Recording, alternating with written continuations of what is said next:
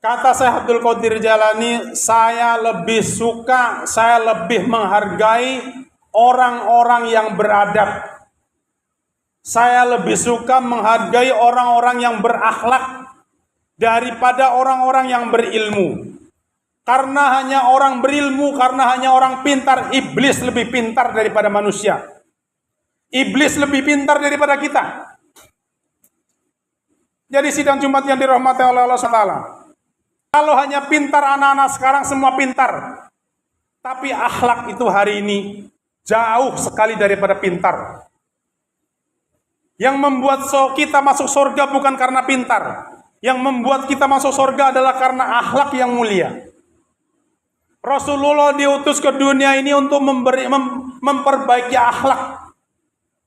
Sidang Jumat yang dirahmati oleh Allah Subhanahu wa taala, sering saya sampaikan, ketika khotib ada di mimbar, ketika khotib sudah memberikan salam, jangan sampai ada yang cengengesan, jangan sampai ada yang bercanda, jangan sampai ada yang main HP, karena tidak ada Jumatan baginya.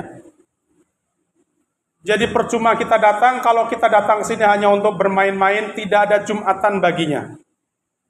Jadi sidang Jumat yang dirahmati oleh Allah Subhanahu wa taala, marilah kita tingkatkan iman dan takwa kita kepada Allah Subhanahu wa taala. Jadilah kita menjadi anak yang soleh dan soleha. Dan ciri anak-anak yang soleh dan soleha adalah kita selalu mendawamkan istighfar kepada kedua orang tua kita. Istighfar kepada orang tua kita adalah meningkatkan derajat orang tua kita.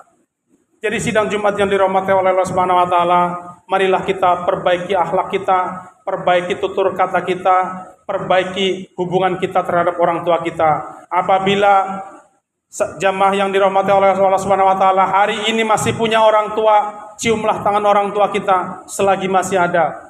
Apabila orang tua sudah meninggal, kirimlah doa kepada orang tua kita, sampaikan istighfar kita minimal 1 hari 5 kali.